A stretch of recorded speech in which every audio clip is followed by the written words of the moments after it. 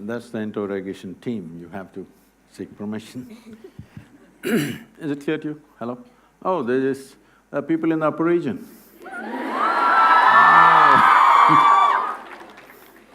Can we light them up? I just can't see them. If there's no more extra lights, you got to light up yourself. Check. Well, this youth and truth, why this has been on my mind for a long time because it's almost a constant question in the last many years that I've been active. People come to me and say, Sadhguru, where were you when I was 20? If I had met you 25 years ago, I would have done this, I would have done that. You came just too late. This is like a constant vein, it's happening. So I thought we will step out and meet all those people who are below 25 years of age in this country. And that's why the Youth and Truth.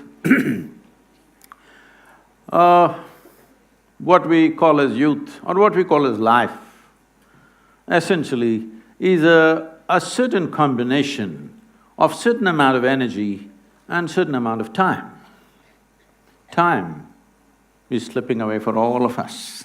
You do something, it goes away, you do nothing, it goes away, if you sleep, it'll go, if you're awake, it'll go. Time is rolling away for all of us at the same pace. And time rolling away is not about the clock, it just means we are ticking off life till the final tick, okay?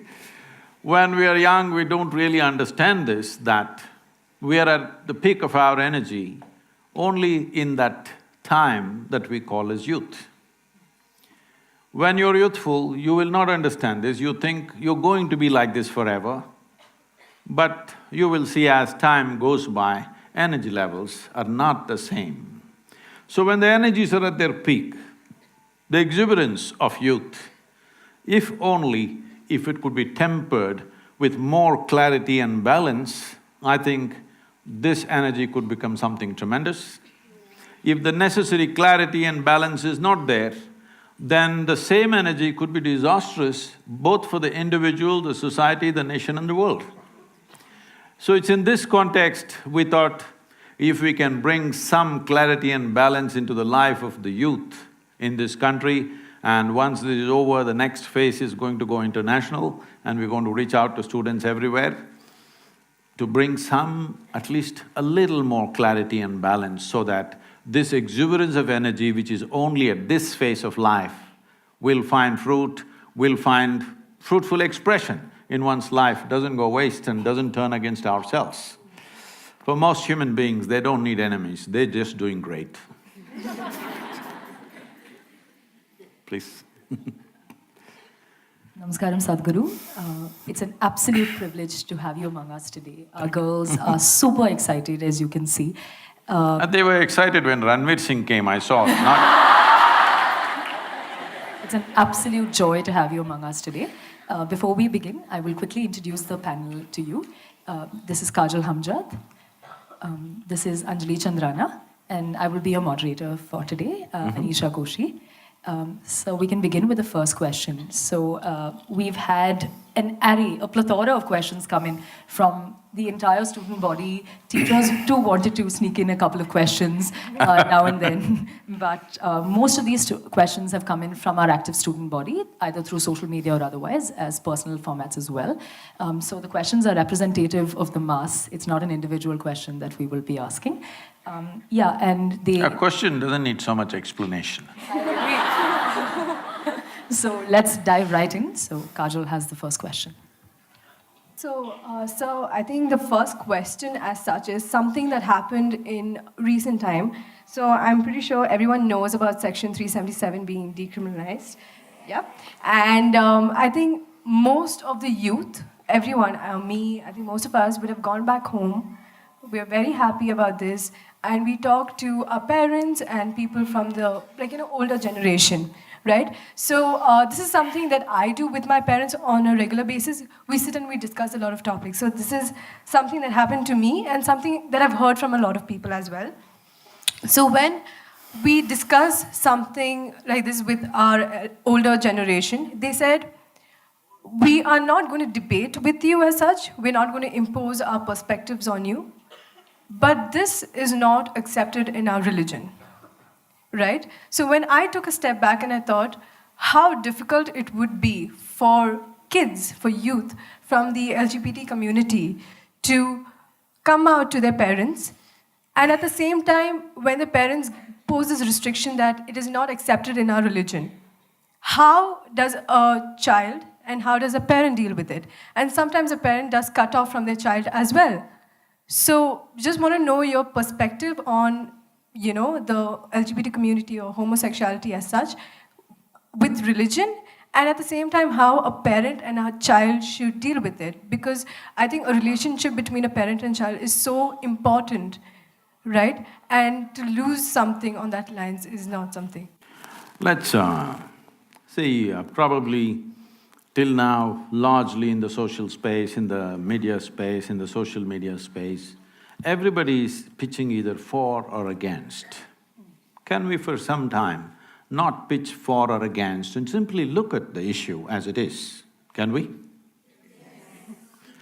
Look at me, I'm not a prude, okay? Let that be clear. So, when we say sexuality, let's understand this. It is something nature has put in us because there is something called as perpetuation of the race or the species, otherwise it won't happen. Of course, we being human beings, having more brains than body, supposed to, because of that, we kind of eliminated the reproductive part and just using the pleasure part of it, all right? This is sexuality right now largely in the world. But essentially, this pleasure also is come into the sexuality process because otherwise, well, if there was no pleasure to it, maybe we wouldn't be born, you and me. Our parents would not have gone into it if there was no pleasure at all attached. Yes or no?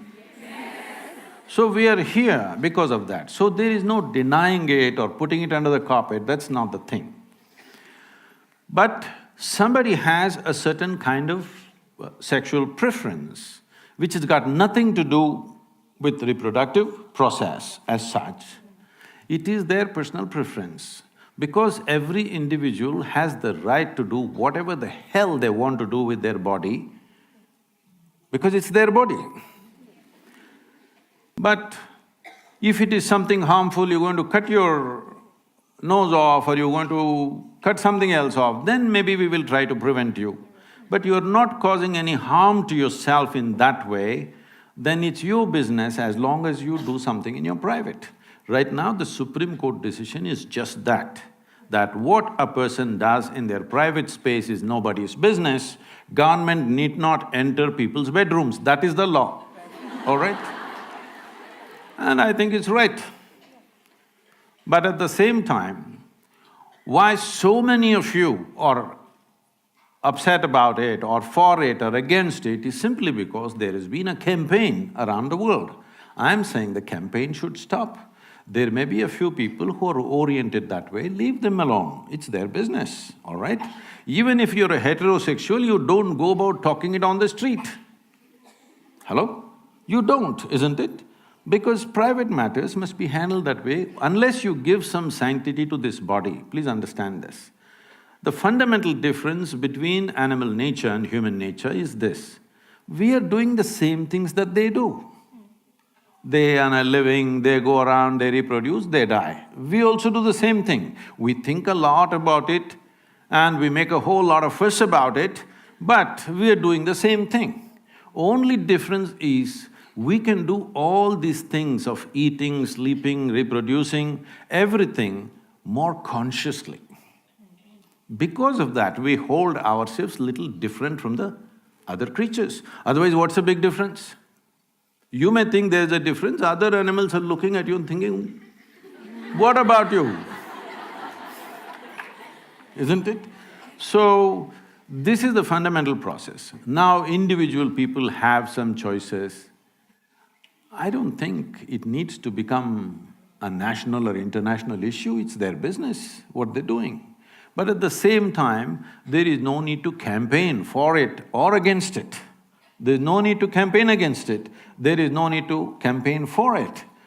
If you allow nature to take its course, the percentage of people who will fall that way are extremely small. But because of a whole campaign going on in the world, the number of people entering that space has become bigger, much bigger than what it should be. Having said that, your parents being upset about it or not coming to terms with it, if they're doing it for religious reasons, well, there may be a lot of trash in every religion, there is. But there is also some wisdom gathered over the times in every religion, yes or no? So this wisdom, some people are calling it religion, some people are looking at just sensibly and doing what they have to do. Some people read religious texts and come to this wisdom because they're not able to figure it out themselves. So do you have to agree with all the things that they say in the religion? No. But do you have to simply blanket disagree with everything? That'll be foolish. Because human experience cannot be thrown away, isn't it? Thousands of years of human cultural experience cannot be just thrown away. We have to take what is sensible and what is not. So when it comes to this aspect, they know the consequence of this.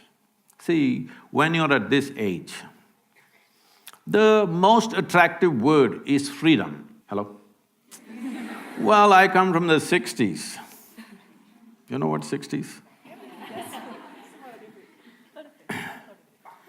So, freedom is the word. In this… but since then I've looked at human mind in so many ways. The moment you utter the word freedom, people will end up doing freaky things. Because freedom is a consequence. It is not a thing that you do. See, freedom is not an act, freedom is a consequence of how I experience my life. Freedom comes out of a responsible existence. If you think of the consequence without taking care of the process, you will always end up as a disaster. I must tell you this. Well, at least 12 to 15 of close friends that I had when I was growing up, they all died before they're 35. Well, some of them, because we were living on motorcycles, they got killed on the motorcycles, rest drank themselves to death, others drugged themselves to death. At least 12 to 14 people who were very close to me, who were around me, all died before they're 35 because freedom. Do you understand? Freedom was the real thing. They became free, and they became free. Death is definitely freedom. So, one thing that young people should learn is, don't utter the word freedom because freedom is a consequence. It's something that you have to earn. It doesn't come as a philosophy. In 60s, we thought it's a philosophy. If you live responsibly, you will see freedom will come. When I say responsibly, not in the sense of civic responsibility, if you retain your ability to respond to life without any prejudice, without any restriction, you will see you will become free. Your ability to respond, if it is unlimited, it is freedom, isn't it? Now, coming to this religious resistance, there's nothing religious about this. Sexuality is a biological process. Yes? The very fact that nature created opposites, it has some intention. Well, some people didn't take to natural ways, it's okay, it's their choice. We don't have to discriminate against them, we don't have to persecute them, we don't have to put them in the prison, definitely it's not necessary. But at the same time, it doesn't need promotion either. Now, when I say freedom and responsibility, this is like this. See, suppose you want flowers in your garden. If you sit in your garden and every day do flower meditation, flowers will not come. If you want flowers, you don't have to even think about flowers. You must think soil, manure, water, sunlight. Soil doesn't feel like a flower, manure doesn't smell like a flower, water doesn't look like a flower, sunlight doesn't feel like a flower. But if you take care of these things, flowers will happen, isn't it? This is the way life works. So, the important thing with our lives is this is a very westernized approach that we are looking at the goal. We want the product, we don't want the process. No, if you're devoted to the process, if you're truly devoted to the process that you're doing right now, you will naturally do your best. Everything that you have, result will come or no? Result will come or no? It'll come. Just because you sit here and desire the result, it's not going to come. You will only have plastic flowers in your head. Flowers will not grow in your garden. So, this is a time of life. I'm surprised, like it's not just you, just about anywhere I go, young people are asking only this question. What this means is, they are trying to live too early. See, this is a time to grow, this is a time to enhance yourself, because your ability to enhance yourself and grow will not be the same after 10 years, believe me. Your ability to learn will not be the same. Your ability to grow physically, emotionally, intellectually and in consciousness will not be the same after 10 to 15 years' time. So this is a time to grow. When it's time to grow, if you try to live too much, some life you want to taste, but if you try to live too much, you will see your growth will be impeded and your life will be stunted in so many different ways. So it's very important young people focus on growth, because we are seeing this, like I've traveled across the United States, many of these universities. It brings tears to me when I see how it is. I'm glad, at least in India, most of the students are sober in the daytime. Really, I'm telling you, in top universities, daytime they're all gone. So we're becoming slaves of commerce. Because people have intentions to do their own thing, they're just enslaving the people, young people, because they want to sell their brand. Because it seems early age, if you get used to a certain kind of beer, that's what you're going to drink for the rest of your life. Yes, they have done research on this, universities have done researches on this, and they're supplying free beer in the school. Tell me, does it take a genius to understand this, that if I open a book which is of some complexity and I want to grasp this, if I'm intoxicated, can I grasp it? Hello? Does it take a genius to understand this, I'm asking? So, you don't have to… when your parents say something, they may refer to their religion because they think it's an authority. You take away the authority, just listen to the words. If it makes sense, do it. If it doesn't make sense, tell them politely, that's not the way it is with me, all right? All right, the next question that's come in from the students is internal and external validation. So let's take a decade back. The word peer pressure was the next big thing. Everyone said you shouldn't succumb to peer pressure, you shouldn't listen to what your peers have to say, they're probably ill-intentioned and ill-mannered. But we've reached a point where our peers don't have to say that to us anymore. It's internal validation. We do things to validate ourselves. And that's in some form or the other, way more dangerous than a peer telling us, because we can stop them. The voices in our head, we can't. So how do we sort of cope with internal validation? I think or the necessity for internal validation? I already said that most people don't need enemies. They're just doing great by themselves. Now, see, when you say you're a human being, also connected with the previous question also, because you're still not fully settled. When you say, I'm a human being, you have a body, you have an intellect, a bunch of thoughts and certain penetration of intellect, you have emotions, and you have a consciousness behind this. Suppose we were some other creature, let's say we were buffaloes, then body would be the most dominant thing in our life. Biology and body is the dominant thing. Mind, intellect, not that it doesn't have, it has its own mind, but small. Emotions it has, but still not as big as the body. Consciousness, it is not truly aware of. So essentially, body is the front end of a buffalo. What should be the front end of you among these four things? The mind, of course. No, that's why it's a mess. You don't do guesswork, tell me. I would go for the mind. The mind for If you say the thought process, yes. see, your thought is a consequence of the data that you have gathered, isn't it? Yes. In this many years, I will assume you're 18, okay, just for safety, for my safety. In this little bit of time that you have, from birth to now, whatever data you have gathered, permutations and combinations of that is what is coming out as thought process. Thought is not coming from somewhere else. Yes? Only from the data. Do you believe you have all the data that is necessary to know the nature of your existence, the cosmos and the beginning and the end of everything? No.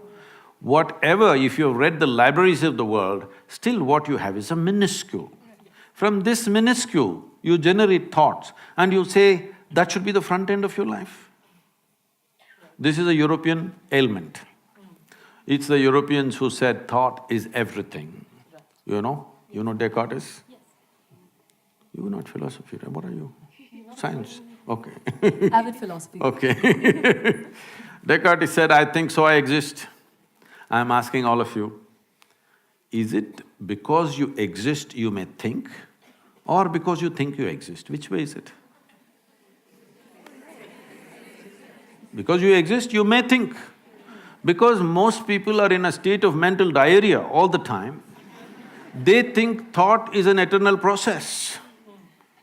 No. See right now, if my hand starts jumping all over the place, what do you think? You think I have an ailment, isn't it?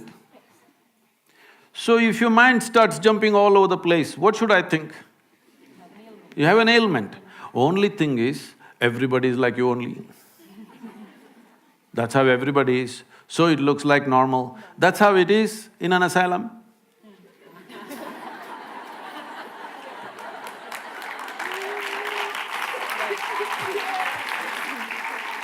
Just because everybody's hand is jumping like this, does it become normal? I'm asking you, does it become normal?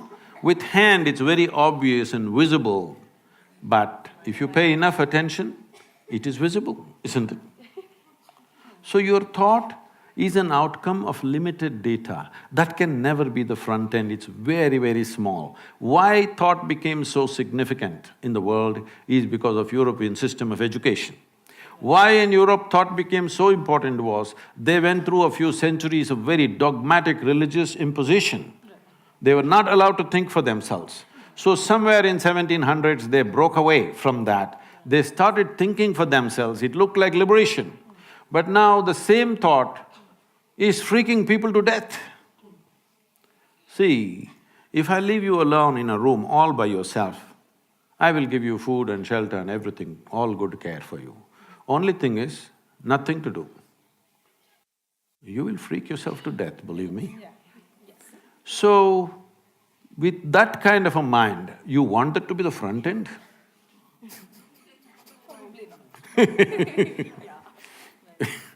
So, thought is a very, very limited thing. In the yogic culture, there is no significance to thought. We don't care what you think and feel. That may sound a little abrasive, but why I'm saying this is because we know what you can think and feel. It does not mean you are ever exploring anything new with your thought. You're only recycling the old data bin that you have. Endless recycling of what you already have. Nothing new will ever happen. This is why societies are going on talking the same rubbish forever, centuries after centuries, they're discussing the same damn thing, we still can't figure out. Well, the most fundamental thing, the biology, sexuality, we can't figure it out after millions of years of existence because thought-based. If you pay attention, simply you know what it is. You don't have to think about it. Only because we're thinking about it, it's getting all distorted in the mind. Otherwise, biology is quite clear-cut. There is no need to exaggerate it, nor to… Yes, there is no need to play it up or play it down, it is there to the extent it is there. In different creatures, it's at different levels. In different human beings also at different levels, you just do it, leave it at that level. It's just one more aspect. It's a physical platform for our existence, biology, isn't it? Now, you must decide what should be your front end. You must decide. I will… So, pretty… See, it's not me who's dodging the questions, okay? To be honest, I think it's still unclear to me, to be very honest. But I think the tangent that we will have to discover will No, come there in is no time. tangent. I'm just asking you, is it true these four dimensions are there to you?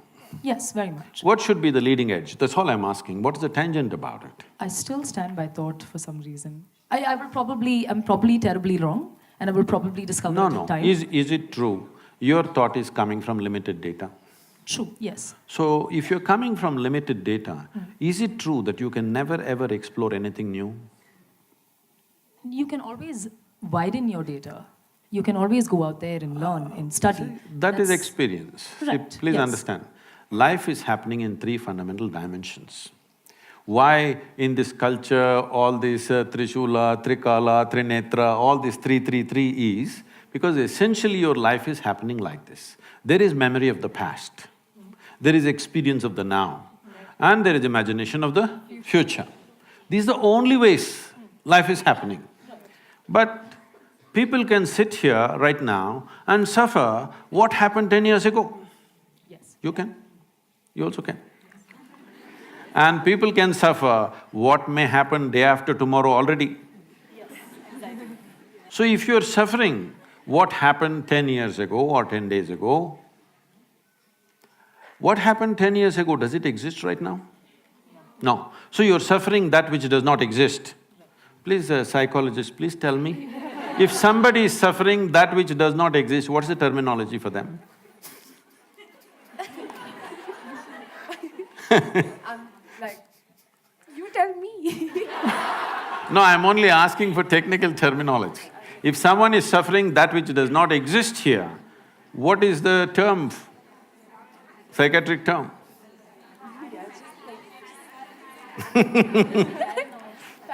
Paranoia? Yeah. You can… My teachers helped me a little. You can call it whatever you call it. I call it simply insanity.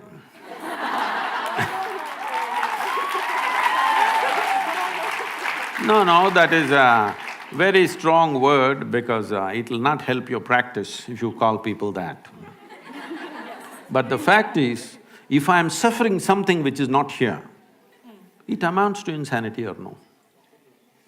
Yes.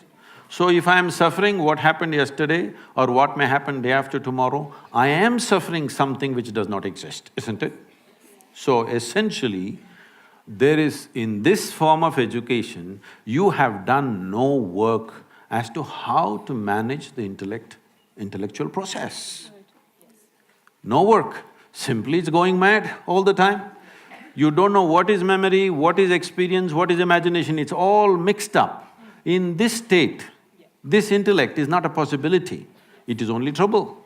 I must tell you this, 4 months ago, I think 4.5 months ago, a television anchor in Andhra Pradesh, a 34-year-old woman, she jumped off the 5th floor and killed herself. She left a note saying, "Nobody is responsible for my death, my brain is my enemy." Can you beat this? Well, she articulated it, but that's the truth with a whole lot of people, 90% of humanity. Their brain is their enemy. They don't need any external enemy. If they sit in one place, they poke themselves. So she killed herself, and this… I don't know if you saw this handwritten thing went all over on the televisions and everything. Well, this brain, This brain is the most bloody precious thing that you have. It took millions of years to manufacture this brain of evolution. And today, it's become your enemy. Obviously, there is no stabilizing factor inside. When we say stabilizing factor, we are not talking about taking tranquilizers or having a glass of something to become stable. There is a dimension beyond all this. It is on the platform of this life, we have slowly built this body, we built this mind, we built these emotions, isn't it? Isn't there no concern about that platform that you call as life? If we just attend to that, all these questions will just vanish. People were asking me when I was at the Anna University day before yesterday, Sadhguru, how come you can answer every question? I said, because till now, nobody asked me a question that I myself did not ask to myself and to everybody around me. I had 1 billion questions, nobody answered. Then I realized the questions are all coming from a wrong perspective. Because there is no profound experience of life on the surface with information that I have, I am manufacturing questions and questions hung like a dark cloud around me when I was young.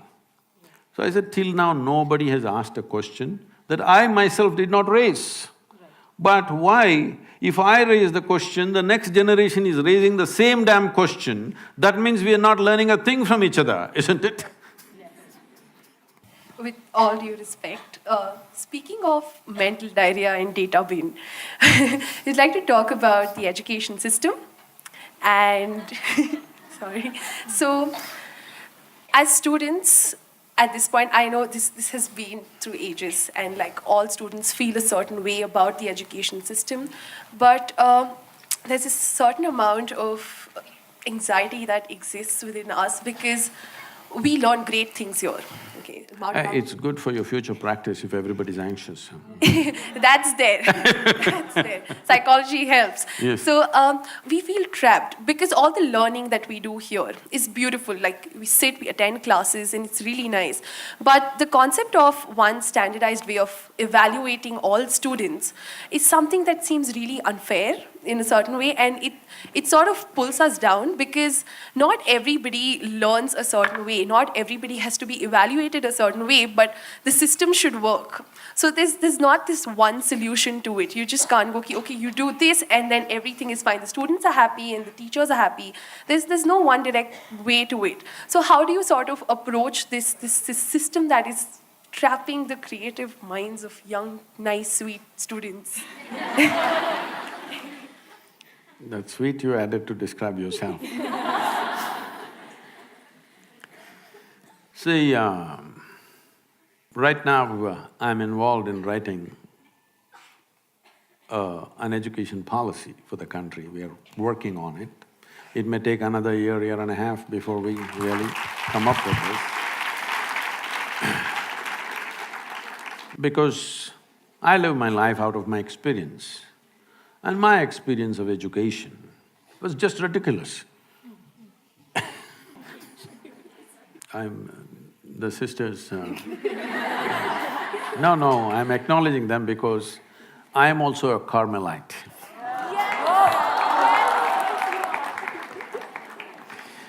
One year, on my second standard, I was in the Christ the King convent, and in my 7th standard, I was in my Nirmala convent. No school would keep me for more than 1 year. Because I never understood, why the hell am I going to the school? Nobody explained to me. It's very… please, whatever I say, please, I want you to listen to this carefully because it could be misunderstood completely. Because when I was 4.5 years of age, one thing struck me, that suddenly I did not know anything. I do not know anything means I do not know anything at all. If somebody gives me a glass of water, I do not know what is water.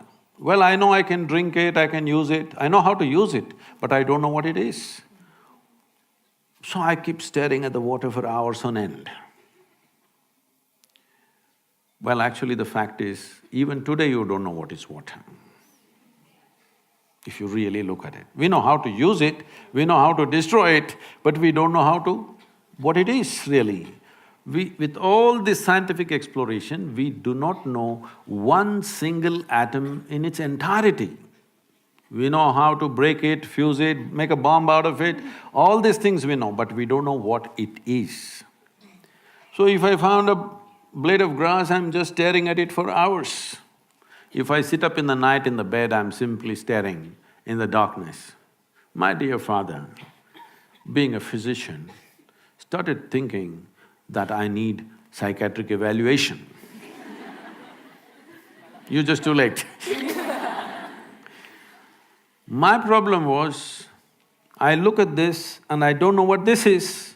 They're asking me to look at that. I just cannot shift my attention, I'm just looking at this. In this condition, they sent me to school. My mother said, don't look here and there, pay attention to the teacher. I went and looked at the teacher. Absolute attention to the teacher, the kind of attention they'd never received in their life. Many things happened in this, I don't want to go into the detail. When about 9 years ago, this school where I studied for a couple of years, that's the only school where I stayed for 2 years. So they came to invite me for their 125th anniversary. I said, see, why me? I was not just a not good student, I was not even a student. Because I didn't have a textbook, I didn't have a notebook, I just went. I just had a bicycle. I thought it was good enough. So, I said, why me? Please, I am not a good example for the students. They said, no, our school has produced union ministers, our school has produced cricketing stars, film stars, you are the only mystic, you have to come. So I went.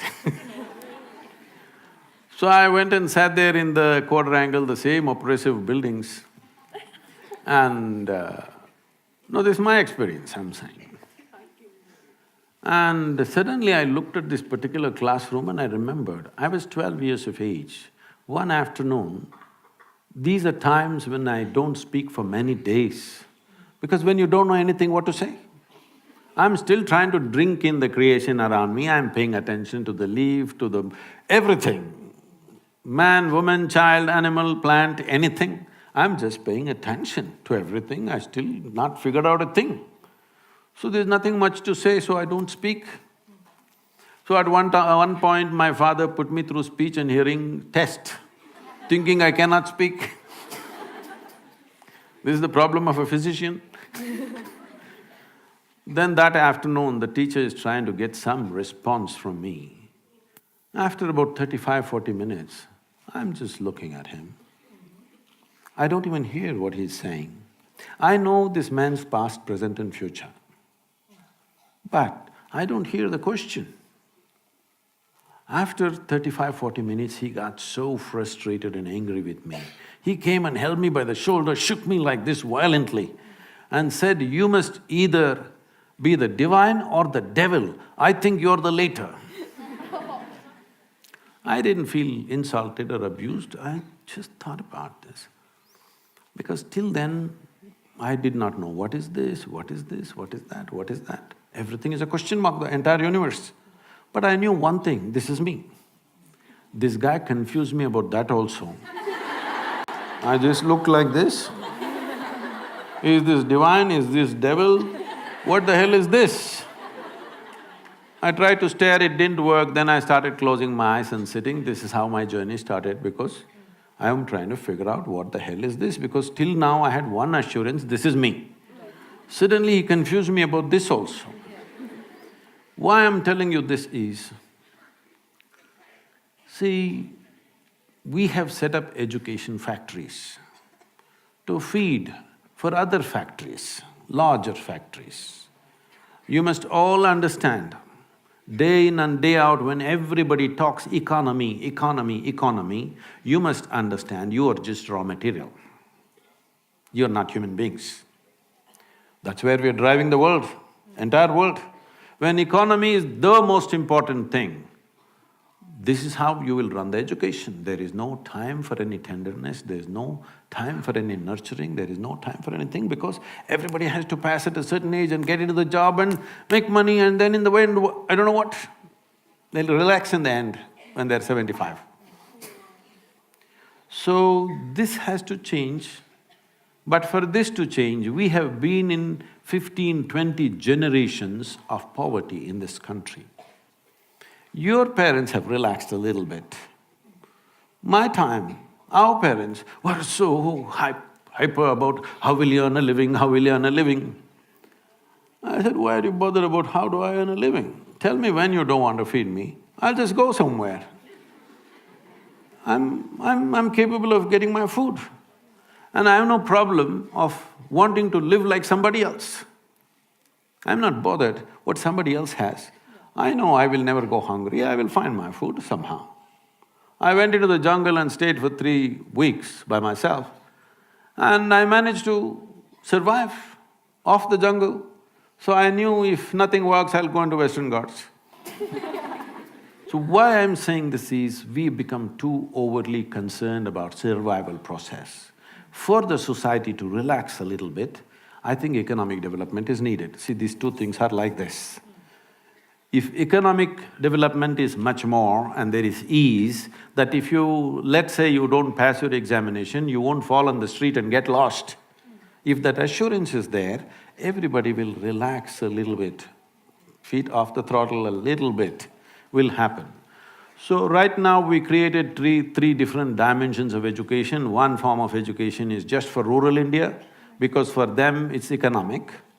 For them to get out of that economic and social pit in which they are, a certain type of education.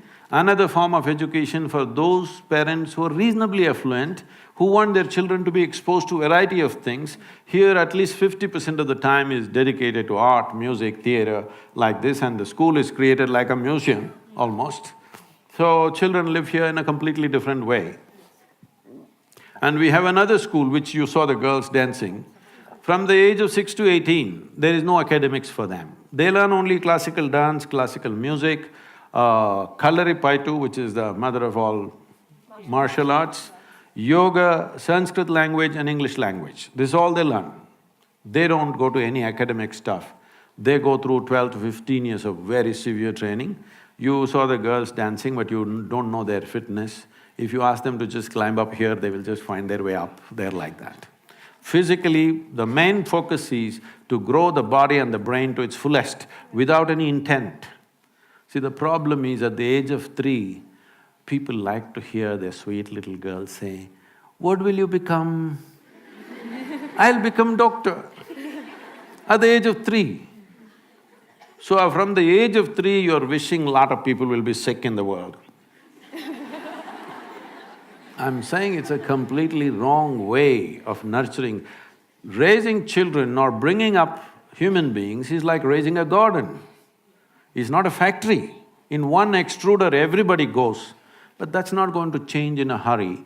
So you need to learn how to make the factory feel like a garden a little bit, because in your time, it's not going to change. By the time you get out of education, it will… if we start the process now and invest heavily, it may change slowly in the next 20, 25 years. That's how it is. Because changing the education system, in thought we can change it, on paper we can change it. Putting it down there, training the necessary people, creating the infrastructure, this is not going to happen. And also we need to reduce our population a little bit. Otherwise, it's very difficult to provide good education for everybody.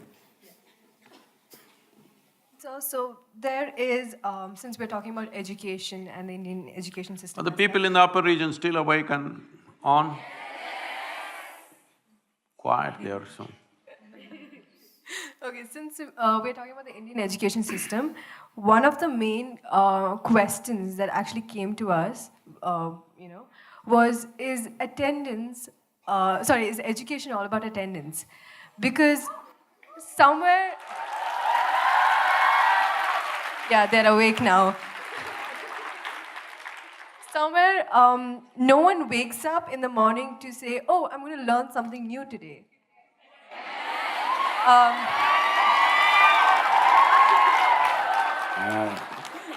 She wants to become a star in the college.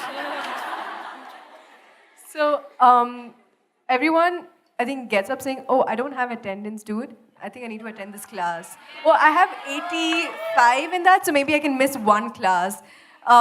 I think many of the students here, they don't like maths, but when it comes to calculating the amount of percentage that is required, they're so good at it. I think even Anisha has a question when it comes to motivation and drive as such, especially in college. Yeah. So my main question is, how do we shift that into more of a learning objective than making attendance so dominant in this education system? I don't want to share my experience of attendance. What happens with the student body at large is the drive to learn or the drive to acquire knowledge has died down somewhere. So I think this is a question from the student government itself, because we as an organization, as an institution, I think… You're trying to win the next election also. Won it already. So what happens with a lot of the students in college is we provide them with all of the avenues that they possibly could ask for. The best associations, the best teachers, the best outlook, the best reach, opportunity, name it, and we've given it at some level. But the drive to get them to actually do it, or the drive to get ourselves to actually pick ourselves by the feet and say, this is what I want to do, I want to make use the whole potential of what I've been given. How do we accomplish that? Because I think there's a stage of stagnation. We hit a plateau by third year and we've declined. So how to overcome that stagnation? See, as you have been pointing out, as students everywhere, and it's not that teachers and establishment doesn't know about it, they also know. One thing is the massive size of the student body. It's not a small number to experiment and change this and that, it's massive. And if you make any changes, the loopholes that arise in the new system, everybody will exploit the loophole. So, people are averse to change because of this, which is not the right way to approach. But the pressures of running an educational institution, I also know how it is. Talking about attendance, see, I raise my girl with very little interference with what she's doing. So she traveled with me. I was traveling across India, driving myself all the time. So she started traveling with me when she was 3.5 months of age. I just held her down in the front seat, strapped, and drove. Always my right leg is heavy, you know. So she grew up like this in various homes, and her exposure to people was tremendous. By the time she's 18 months of age, she's fluently speaking 3 languages. But I made it very clear to everybody, nobody will teach her anything. Do not teach her ABC, Mary had a little lamb. I don't care whether Mary had a lamb or not.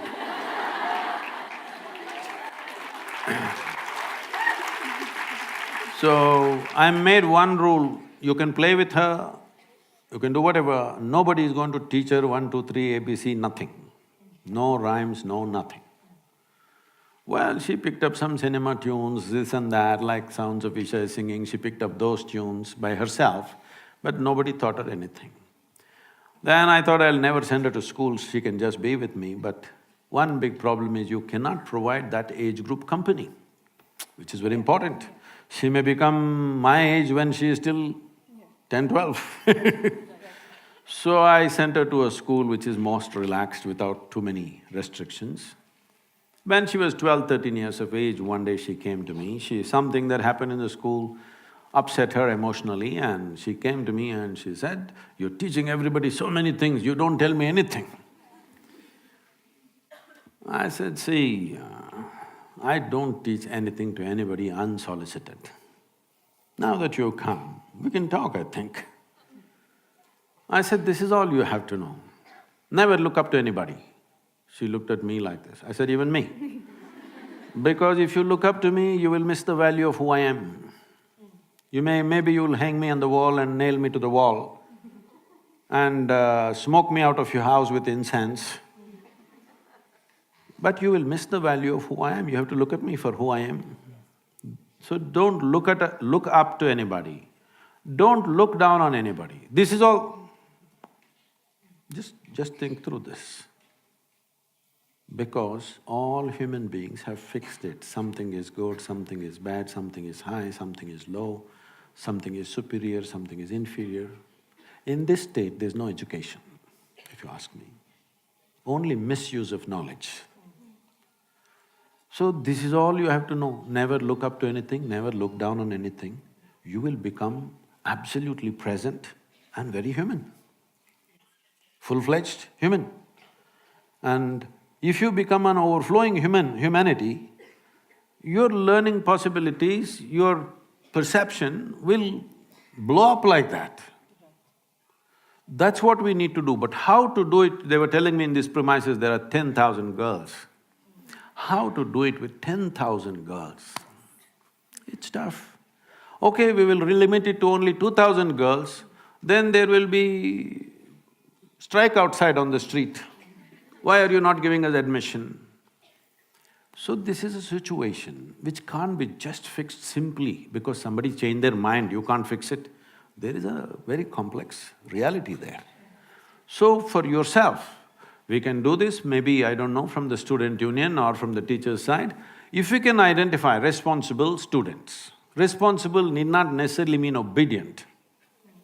Responsible need not necessarily mean they're getting 98 marks in where they should only get 60.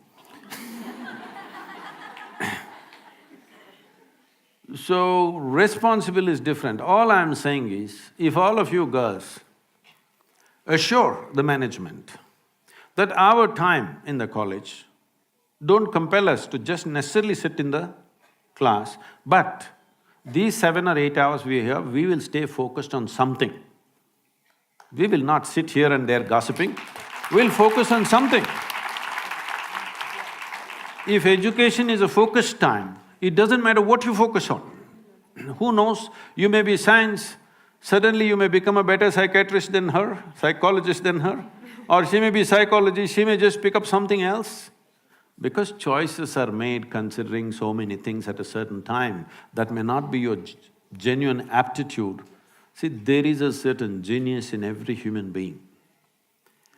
Home situation and school situation must fundamentally focus on how to unfold that genius. Unless you create that atmosphere of incubation, it will not flower.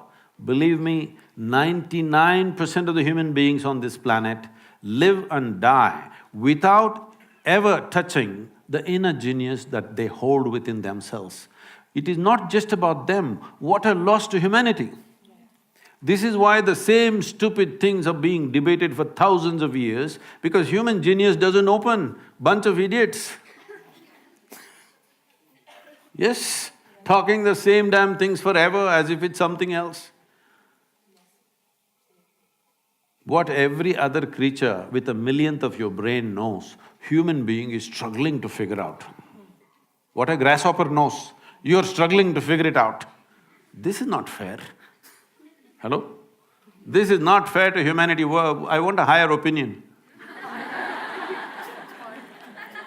Hello, all of you. So another topic that is like very sensitive, but it's not talked about as much, is casual relationships that exist in this nice age group that we're in. So, yeah, I'm just gonna say good things about us. So, people engage in physical relationships today, and what they lack is a lot of emotions. And we want to know if it's opinion, I mean your opinion on it, and whether people do it by choice. Is it healthy? Is it, what to make of it? Mm-hmm. Can I tell you a joke? Yes, please.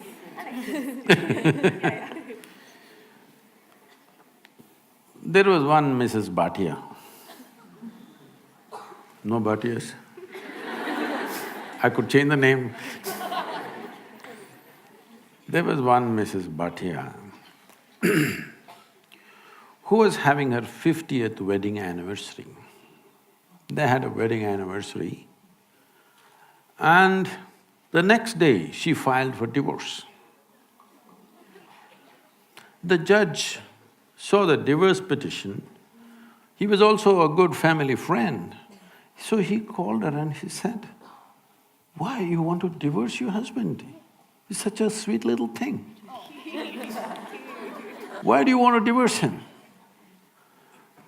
On what grounds you want to divorce him?"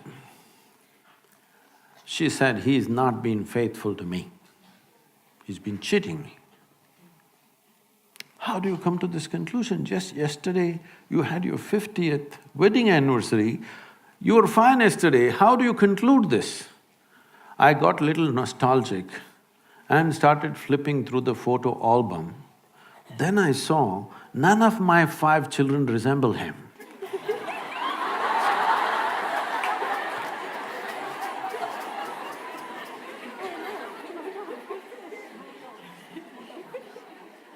So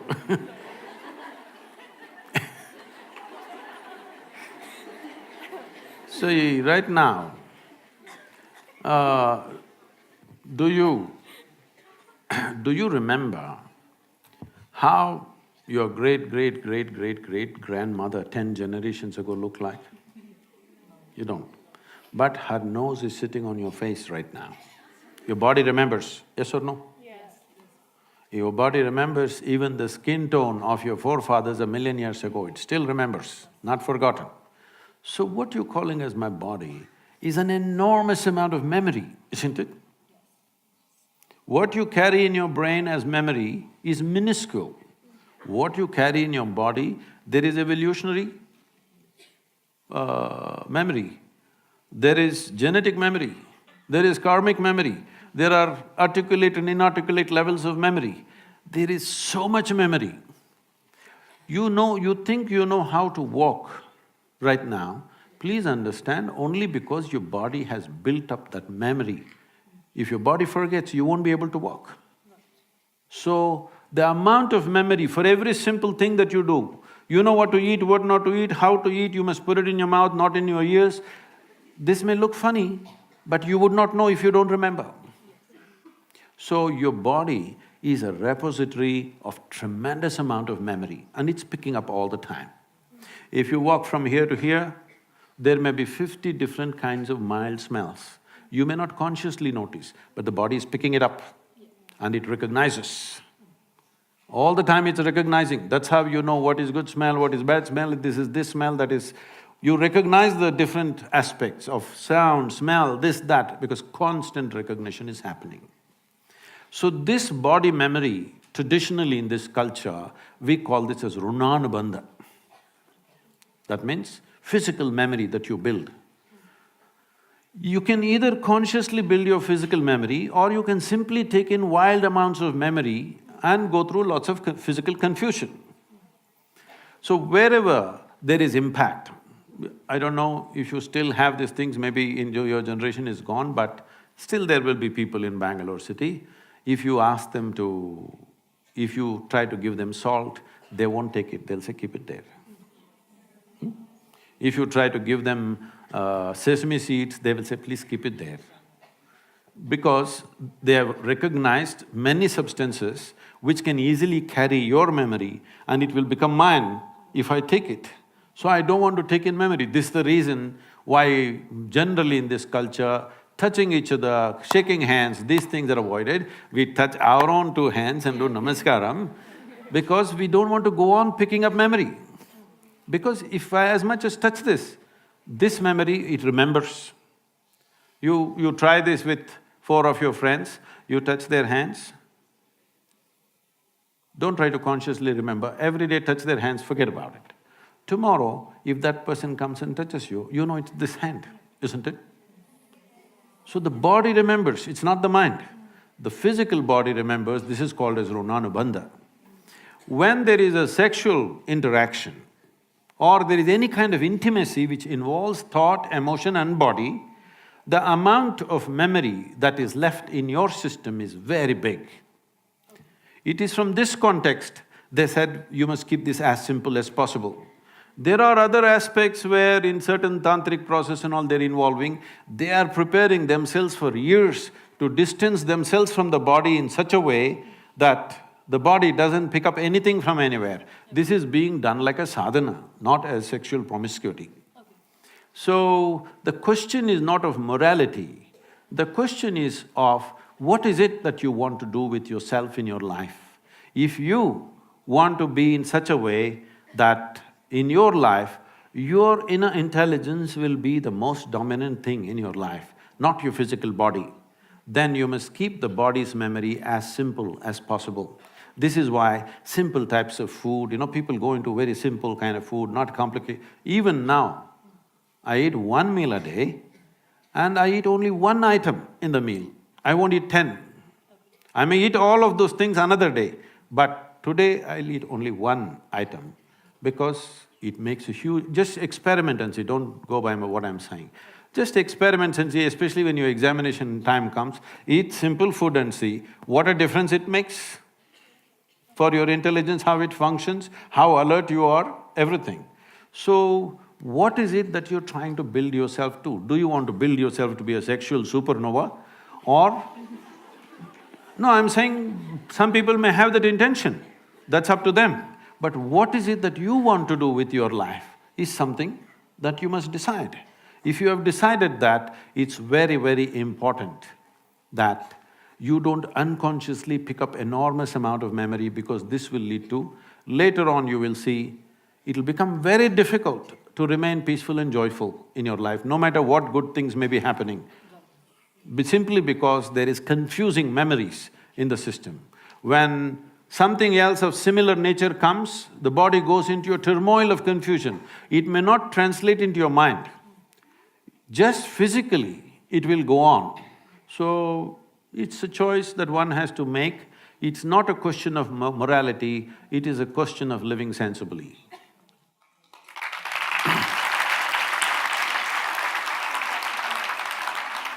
Thank you so much, Sadhguru. Now we shall be entering into the social media questions that our students have been sending in. So the first question is sent in by Shivangi Sharma. Lots have been spoken or debated about feminism. Girls are doing different things in the name of feminism. Is there any meaning to feminism or are we fighting a non-existing idea? See, there is a meaning to equal opportunity for all human beings. You should not even consider their gender. Women should have rights, I don't like that. All human beings should have equal opportunity. And they should choose what they want to do. What a man wants to do, what a woman wants to do, it's the choice of an individual. Just thinking all women are same, all men are same is a stupid idea. The requirement is not the same, the drives are not the same, and the aspirations are not the same. So, all women be like this, all women be like that, this is a very… this is the problem, when something is going wrong, people react to that and they think they can correct it by reversing everything. Yeah. Reverse is not the answer, reaction is not the answer. What you do in reaction will always lead to one kind of injustice, will lead to another kind of injustice. There are various aspects attached to this, but feminism, if you're importing it from United States, most of the feminists, they didn't live well. They talked and talked and talked, and in the end their life is empty. Not because there is no man, you don't need a man, it's your choice, okay? But the problem is constantly being in a state of reaction doesn't lead to well-being of a human being. This is one species, we should not forget this. These are not two species, this is one species. The species is made in such a way that they have to… There is only possibility to exist together. There is no other way. Question is how much need you have for the opposite gender or you don't have need for it, that's up to individual choices. But fundamentally, there is no such thing as superiority or inferiority. Once again, this superiority business has come, or this male domination has happened in various societies. mainly because we made economics the most important thing. Money is the only value. Now, the go-getter in the family is the only value. Let me share this with you. My mother did not earn a rupee in her life, and she didn't care about earning a rupee. But can you think can you think of that family without her? Is it even a possibility? Rubbish. It's simply rubbish. That somebody thinks, oh, she didn't earn a rupee, so she must have been a slave, so she was a housewife, she worked all the time, nobody paid her. This is just stupid stuff, okay?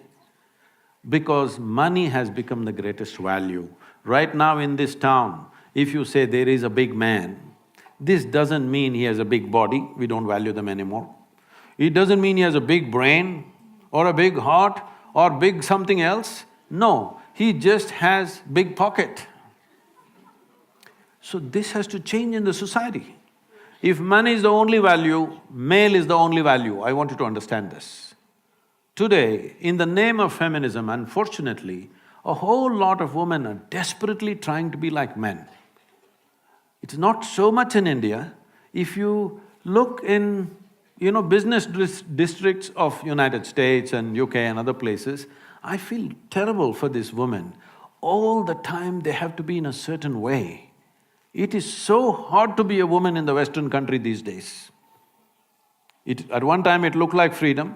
You will see it is so extremely difficult to be a woman because she has to be always balancing on four-inch heels, and she has to be dressed like this, and she has to carry these bags like a man. Everything, heavy bags and computers and going here, going there, just doing the same stupid things that man is doing. This is all about how I earned a few dollars more than another man. This is just a stupid way to structure life both for a man and a woman, and for a woman it will lead to lot more suffering.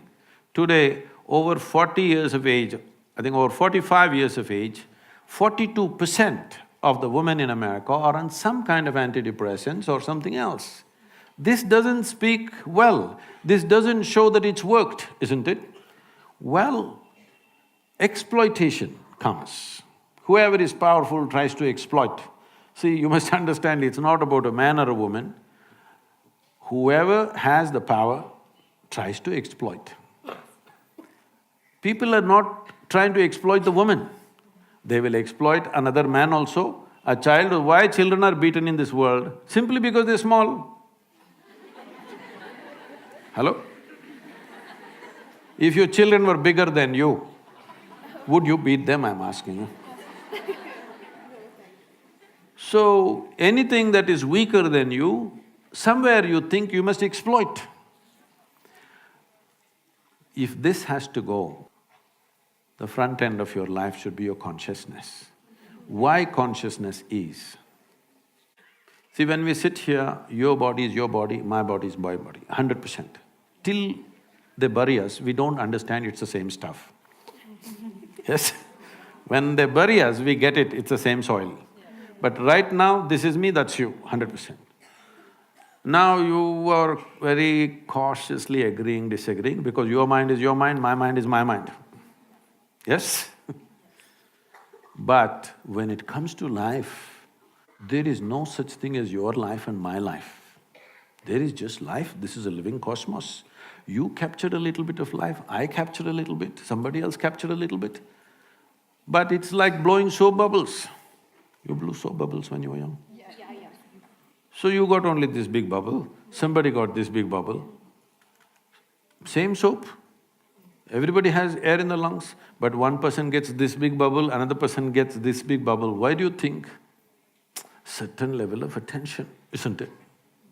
In blowing a simple soap bubble, there is a certain methodology and a technique to it. Now you filled up this much, poop, it went. Then you can't say, this is my air. There's no such thing. So similarly, as you sit here, there is your body and my body, your mind and my mind, there's no such thing as your life and my life. If you put that as the front end of your life, all these discriminations, prejudice, nonsense, your body will not work against you and anybody, your mind will not work against you or anybody, your emotions will not work against you or anybody, because it is the identity which decides how your mind functions, isn't it? Right now this feminism is coming from, I am identified as a woman. No, physically you're a woman, it's fine. 50% of the population should be women, always. Always it should be. That is good. But your identity need not be 100%. You are identified as a woman at one level, but your identity need not be 100% with your female body, because this means we are identifying with body parts. If we must identify with body parts, why choose reproductive organs? At least choose the brains. But brain is my enemy.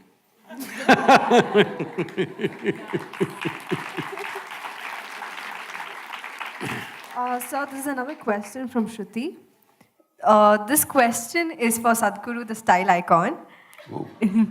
Nowadays, fashion is a multi-billion-dollar industry. At the same time, in the name of fashion, really unappealing, gross trends also come out. In the name of fashion, are crossing a line, and how do we identify the line? Are we crossing the line, and how do we identify the line?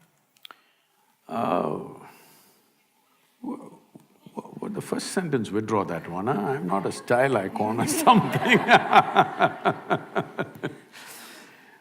See, for those of you who do not know this, the third largest polluter on the planet is fashion industry right now. It's estimated across the world, compared to how many clothes, how much clothing our grandparents had, how much clothing we have is on an average 5 times more. All of you seeing that, isn't it? They're saying by 2025, that will double. That means we'll be 10 times more than our grandparents. Out of this, all this cloth that we are wearing, 98% of it is now synthetic fiber, only 2% is natural fiber. Out of this, 95% is polyfiber. Polyfiber has entered our bodies, has entered the plants, has entered the animals, has entered the food chain, water, soil, everything. This is one thing that's gone under the radar. Everybody is trying to shoot at that little plastic bag, which must be done, of course, but the polyfiber cloth is the largest polluter which is going under the radar. It is sitting on our clothing, on our bodies, constantly polluting everything because the micro polyfiber is just getting into everything. There are no poignant pictures of a turtle being trapped in a plastic bag or something like that, but we are all those turtles stuck in these things. So one of the things that we are doing is, as you know from your history, that India was the greatest supplier of textiles to the rest of the world at one time. 60% of the world's exports was Indian textiles 300 years ago. It was systematically destroyed during the British era. Over 3 to 4 million people died in about 50 years simply because the industry was systematically knocked down. And that's one reason why when the English left, nearly 91 or 92% of the people were in agriculture, because all these weavers went back to agriculture just for sustenance. That is why such small holdings all over the place and agriculture being in such disarray, one reason is because of destruction of handloom industries. To a point where one of the Governor-General said, the fields of India are bleached by the bones of the hand weavers in 1860, because millions died. So having said that, we still have the skills. India is poised, if we do the right things, to be able to clothe the world once again in a sensible way, in a natural way. And in the sense, this can be economically fantastic. We could completely stop farmer suicides and the distress of the farmer, if part of the agriculture is towards generating natural fiber. We have various natural fibers in this country. Fortunately, I'm seeing the more high-end fashion designers. Recently, I don't know if you saw, we had conversation with SUBCRIBE, and people like this are promoting natural fiber. Well, now that you called me a fashion icon, let me admit this. In the month of October, we are having a fashion show in New York City. Woo! This fashion show, I'm not going to walk the ramp, okay? This is not about showing the apparel, but this is about exposing the top designers in America to Indian textile, the fabric. So 30 varieties of fabric we are already have already transported to United States, it's waiting there. We're going to display this and give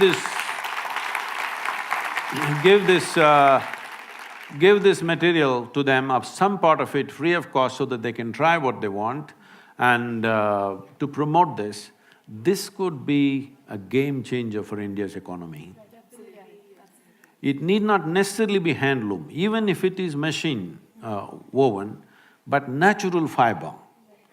If natural fiber comes back, there is no other nation on the planet which has the skills that we have. Over 120, over 120 distinct varieties of weaves we have in this country. Nearly 50 of them will die any time in the next 10 to 15 years, because only one old person, one little couple are doing something, their children have become software engineers. And it will die in the next 10-15 years unless we revive, because we must understand this. I don't know if you've ever been to a handloom weaving thing, have you been there? Yeah. In Bengaluru, there's a lot of silk saree weaving, you must go and see. At one time, my father believed that I will go into this because the larger family was involved in silk weaving. So I went there to see, I was just 17, I wanted to see how they do it. I was, cocky and like that. He's working on the loom, they're weaving a silk saree, he's just doing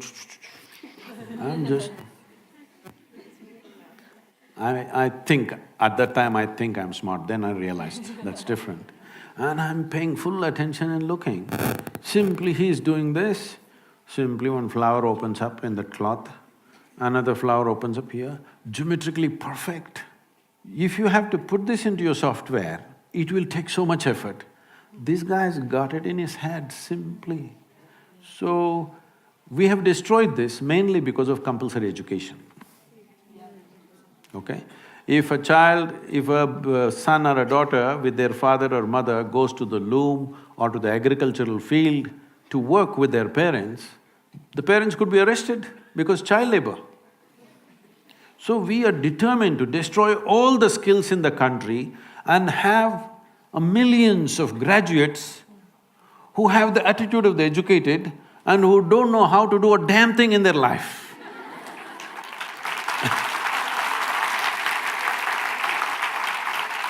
So, we push the education system towards only 50% of the time that you spend in the school should be academics. Rest of the time in villages, agriculture, craft, music, dance, folk arts, many things. For the first time, the central government announced about a month ago, 50% of the time is academics. But to implement that, it'll take…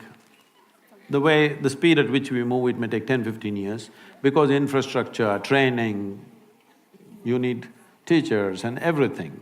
So coming to fashion, I think all of you must be style icons in some way. That means you're not just imitating some rubbish that some model or somebody does, something that fits you. Because each body is made differently, there is a certain way to arrange aesthetics for your own self. For your body, and style is also for your mind and emotion, isn't it? Not just about your body. So it must arrange itself like that, and please, maybe right now it's not possible for everybody, at least one day in a week, please wear natural fiber. Many farmers will not die if you do just this one thing. At least one day in a week where natural fiber, you may save many farmers' lives because this will be a steady market. If you grow more vegetables, it goes on the street. If you grow less, it's always a struggle. But if part of it goes into producing natural fiber as it used to be in this country, we were the largest cotton and jute manufacturers in the world, but all wiped out. Time to get it back.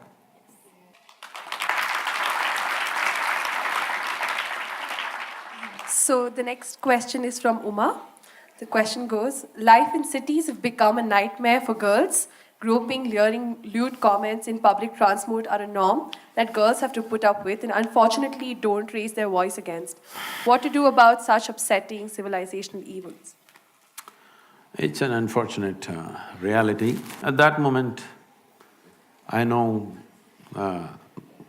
what is the reaction and what is it that we feel like doing. That's a different matter. But we must look at the larger picture. Why? Why is such a thing happening? See, this is because we are a society in transition. We have sort of given up our traditional ways of doing things. We have not caught up with another way of doing life totally. We're just hanging in between for too long. In the sense, probably 30 to 40% of the young people that you see in the cities are migrants, they've come from elsewhere. One thing is, when you're in a new place, you can afford to be irresponsible. They won't behave like that in their own village, okay? Because there are consequences. Here they are new. And another thing we have to address, if we have to look at it compassionately, is if he was in his village, his mother, his mausi, his atte, somebody would be talking, see, we're going to get you married to that girl, see that girl?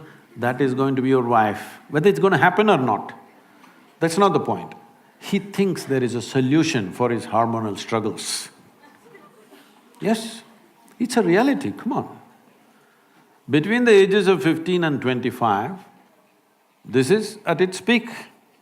So, even if there is no physical solution, there must be a solution in thought and emotion that he knows that, this year you're going to get married, no, this year the crop is not good, okay, you'll get married next year, they may postpone it 5 years, but he is living in that comfort that there is a solution for him. You take that guy and transplant him into Bengaluru city. He's just a wild creature. He's living somewhere, 10 people in one room. Daytime one set sleeps, nighttime another set sleeps in the same room. That's a living conditions, I'm saying.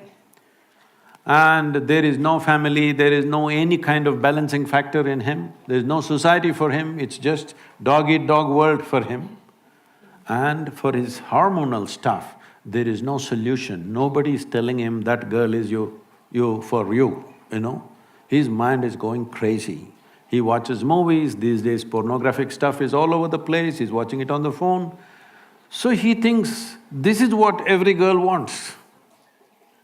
He is unable to think beyond that, you must understand his problem. See, first of all, what puberty or adolescence means is, see, when you were, let's say 10, 12 years of age, you looked at somebody, they were just fine.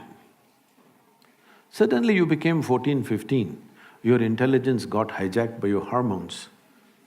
You look at somebody, every bump on their body looks like a world by itself. Yes, this is the reality. Now, that guy who is transplanted from a village to here, and his idea of a woman was his mother or his mausi or somebody, now he's seeing young girls here, the kind of girls that he only saw in movies maybe. Now, one drop of alcohol, the guy will pounce on you. Little more push he needs. All these rapes and things you're seeing is just this. Already he's out of control, he's somehow holding himself, put 1 or 2 drops of alcohol in his mouth, boom. He'll go crazy. So this is an unfortunate situation. It's a cruel situation for him, it's a cruel situation for those who are victimized by him. But we are a society in transition. It's time we address our issues directly. Don't go on thinking it'll get solved if we close our eyes and sit. It doesn't get solved. So, as a society, we must debate. Are you going to go back to 16 years of age, you can get married?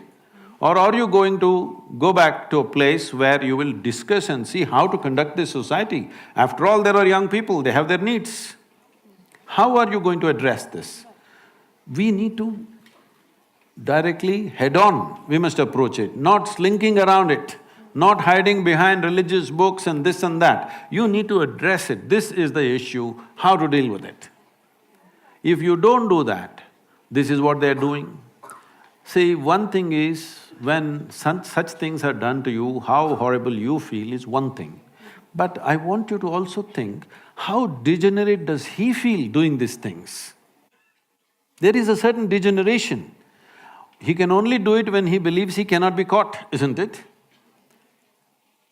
Because there is a certain degeneration of mind, essentially because it is just like a hungry child grabbing something and running away to eat. He is in the same mode with his sexuality. So we need to address this. Very important we address it. The sooner we address it, the better it is. Thank you, Sadhguru. We have questions from the audience now. We will be taking questions from the audience. Logistic members, please help the audience. You don't look like Mount Carmel. There is a question on top as well. Yes, please address it to Sadhguru. Namaste, Sadhguru. Namaskaram. I'm Harshita. My question to you is, what do you think about the concept of hell or heaven? Hell or heaven, what do you think about that concept? I heard it, I was just trying to figure out where you are, what… Is it heaven or… if you jump, it'll be hell for sure. I won't do that. So, please sit down. Thank you, Harshita. See, those who have made a hell out of themselves are always aspiring to go to heaven. Yes.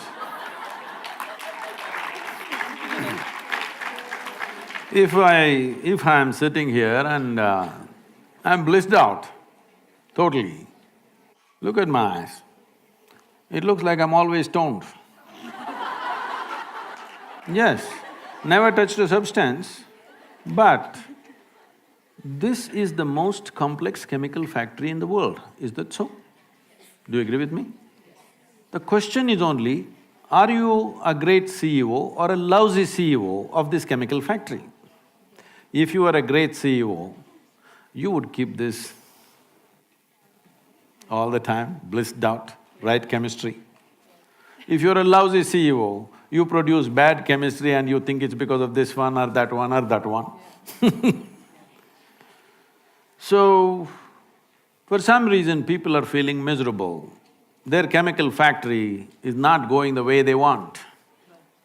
They can call it sadness, they can call it misery, they can call it depression. I know in Bengaluru a whole lot of people are against me, continuously trying to troll me because of depression business. I'm saying again, for those activists, I'm saying again, if you know how to manage your chemistry, your depression will go. Even if you go to the doctor, he's only going to give you chemicals, isn't it? So do you think the pharmaceutical industry that they're using there has better chemical structures than my body? Do you believe that? That means you're a vested interest, you have investments in pharma industry. So, when this is feeling like hell, we hope that somewhere when we go up there, how are you feeling out there? That everything will be fantastic. What's her name? Arpita?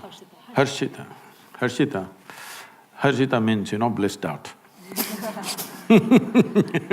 So, this happened in Alabama. You know Alabama state? It's a special state. It's a different kind of state, hardcore religious state. So in a Sunday school teacher was going all out, full rhetoric, full force. And unfortunately, the audience were not like you, they were all tiny tots. It's a catch them young policy. In his full rhetoric, he was going and children were sitting like this. Suddenly he stopped for dramatic impact. He stopped and he said, "What do you have to do to go to heaven?" Little Mary in the front bench stood up and said, "If I mop the church floor every Sunday morning, I will go to heaven." Absolutely. Another little girl out there said, if I share my pocket money with my less privileged friend, I will go to heaven. Correct. Another boy said, if I help people who are in need, I will go to heaven. Correct. Little Tommy in the back bench stood up and said, "You gotta die first."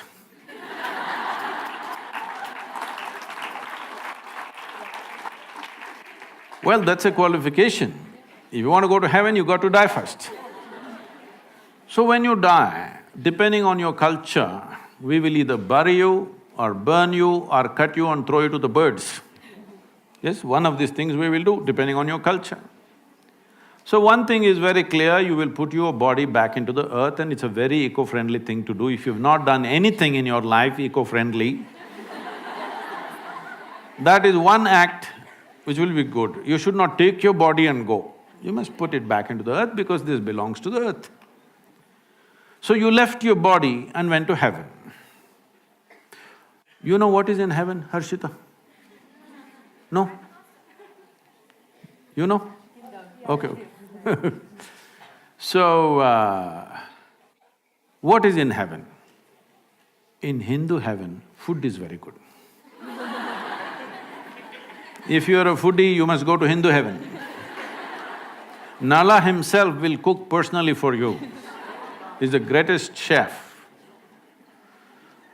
If you go to another kind of heaven, white-gowned ladies will float around in the clouds. If you like that kind of ambience, you go there. If you go to another heaven, you will have virgin problems. If that's what you're looking for, you go there. But you went there without the body. What do you do with good food and virgins, I'm asking? Hello? You don't have a body? These are all bodily problems, isn't it? No body, what do you do with food and virgins? In the Hindu way of life, there is a thing, up there in heaven, there is an Akshaya Patra. How much ever you eat, food will always be full. Well, when you go without a body, food will always remain full in the vessel. And they will always remain virgins.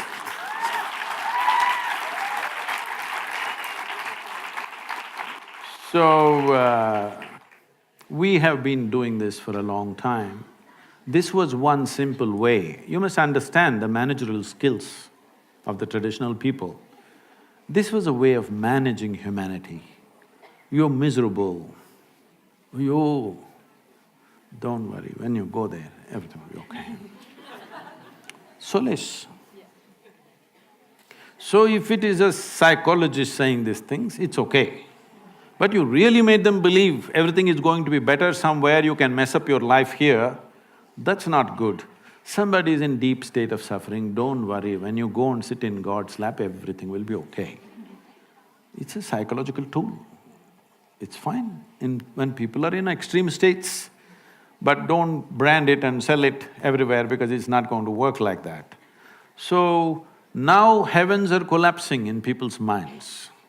Why there is such an increase of consumption of alcohol and drugs on the planet is mainly because still people are not articulating it, but in their minds, heavens are collapsing.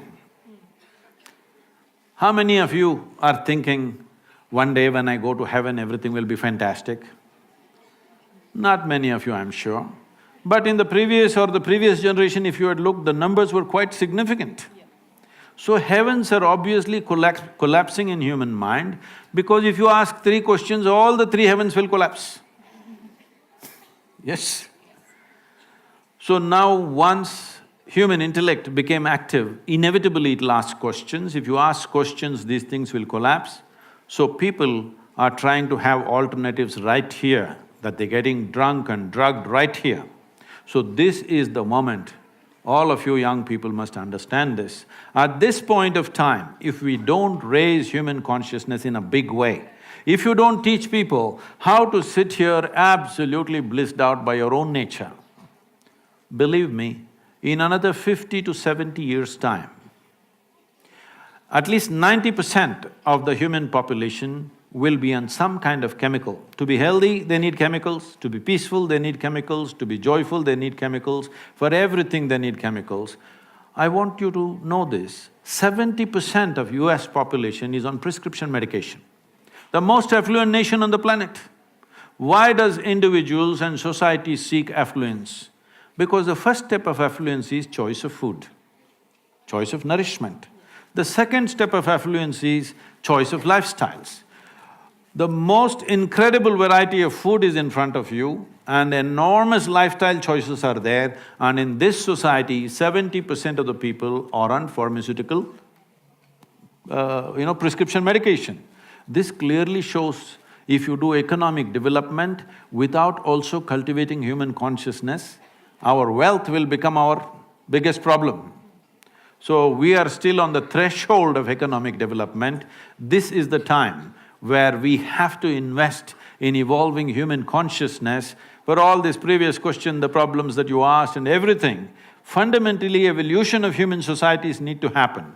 But there is no such thing as a society, there's just you and me. It's only individual people. If you and me evolve, society has evolved, world has evolved, isn't it? Society is only abstract, it is actually all of us individuals, isn't it? So if individual evolution in terms of becoming conscious doesn't happen, you will see 90% of the population will fall into chemicals. When they fall into chemicals, I'm not talking about this as a moral thing. If 90% of the human population goes on constant usage of chemicals, the next generation that we produce will be a generation which will be much less than who we are. And that's a crime against humanity. Every generation, the next generation that comes, must be at least one notch better than who we are. If we produce a generation less than us, then we have committed a crime against humanity, we have taken humanity backwards. And that is what will happen if chemical usage multiplies and it is going wild. This is the time to raise consciousness, that's why we are here with you. To blow your mind without cocaine. I think Anjali has a follow-up question to that, so post her question, we will continue taking questions from the audience. So just going back a little, so psychology and psychiatry has been infamously held by the neck because of pills. This is something that, has been like a raising concern in everybody's mind, because at least that stigma of going to counselors have fortunately come down a little, but the fact that people go to psychiatrists and the fact that they are prescribed pills is somehow still there. And the fact of the matter is that when a patient is put on pills, it's not the be-all and end-all of it. They do not stick to the pills for the rest of their lives. They are put on the pills so that the psychotherapy or like the therapy works on them, and little by little they are actually put off the pills. And until and unless that entire procedure of putting you off the pills and making you independently live without the pills happen, the procedure is incomplete.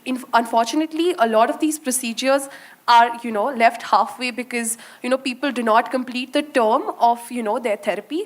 But the entire science… You're telling me… I'm not rubbishing the science. I did not rubbish the science. I only said somewhere in a quote, not even a saying, somewhere past quote that was put out, I said, if things are going wrong with your life, it's bad enough. If you get depressed, you're only multiplying the problem. For this, the activists have been… You also? You also? Okay. Okay, I'll explain that. I very much understand. I'm closely associated with various people who are in the profession. And there are many people, because every day I'm meeting thousands of people, not everybody is perfectly sane, a lot of them go off, they need doctors' help, everything. It's not we're discounting that. But if you do not bring the fundamental responsibility in every human being that their physical and mental health is their business, if you do not bring this from an early age, you will see a lot more people will go off. Don't think everybody is pathologically ill, no. Those who are pathologically ill, without medication for periods of time, they may not be able to come out at all. Some of them will never come out, that is also there, that's a different matter. But we are talking about all the fringe kind of madness, which all of us have. I can also drive myself into depression, something that I want doesn't happen. Everybody capable of driving themselves into depression, isn't it so? Is it possible or not? So what you're saying is depression is not a choice? I mean, is that what you're saying? You think depression is a choice? Like, there might… See, please understand, there are some who are pathologically ill. It gets them in spite of themselves. But many of them push themselves into it. Suppose you get very angry, what is the expression you use? I'm mad at you. So consciously, willingly, you're getting mad because you get some results in the society. If you keep trying it, because the line between sanity and insanity is so thin, if you push, one day you will cross. There are many people in the world who need not be ill, both physically and mentally, not just mental illness I'm talking.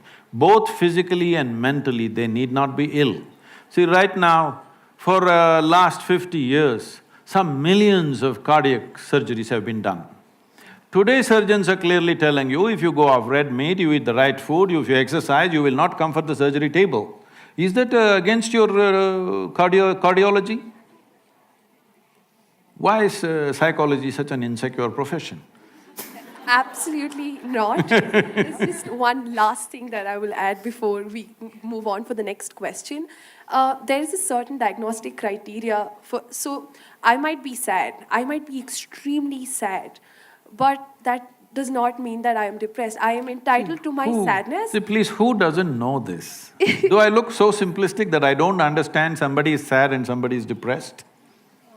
But is it possible that many people push themselves into depressive states at certain times in their life, and the same people also came out in a determined way? Is it there? Thousands of them? Is it there or no? Yes. Many of them. So, if I say it is open, everybody need not end up with chemicals, maybe it's against a particular profession, but we're talking for humanity. Thank you, Sadhguru. Although I don't think Anjali is fully convinced on the answers tangent. Questions will be taken from the audience. Yes, sir. Can the sir please be given a mic? How do you get fully convinced or not convinced on a fact? If it's your opinion, you can be convinced or not convinced. Is it a fact that many of you, I'm saying most of you are young, you've not seen much life, but even in this little life that you have seen, there were moments when you crossed your sadness and became depressed for a few days. Has it happened to you? Yes. And most of you have come out of it without anybody's help, or maybe with a friend or somebody who mentored you a little bit. Have you? Yes. These are facts, these are not opinions. All right. Yes. Question, please, sir. Please take on the mic. Namaste, Sadhguru. My name is Ujjwal D. Jain. I'm just a visitor, but I've been quite a lot following you and your teachings. I have just one question in mind. In today's day and age where students are very well connected on social media, and there are a number of ideas which have been shared on social media, both on and off social media, the main question which I want to ask is, many people find that there are an array of conflicting ideas which are floating around in social media. And sometimes, many a times, these ideas are equally appealing as to the conflicting idea. So, my question is, how can we be sure that we are making the right decision and we are going to go on the right path? Okay. Thank you, sir. Now, once you say there is a right path and a right decision, you are trying to make a world full of fanatics. There is no right decision in your life. Whatever stupid decision you take, if you put your mind, heart and soul in it and make something out of it, it may turn out into a great thing. Is this the right thing I did? Who is to decide what is the right thing you did?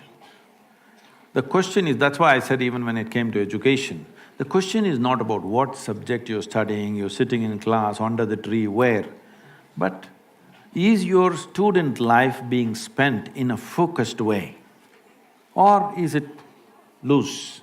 That's a question. So there is no right thing to do, but if you put everything that you have into it, it becomes a great thing to do. So, right decision, right path,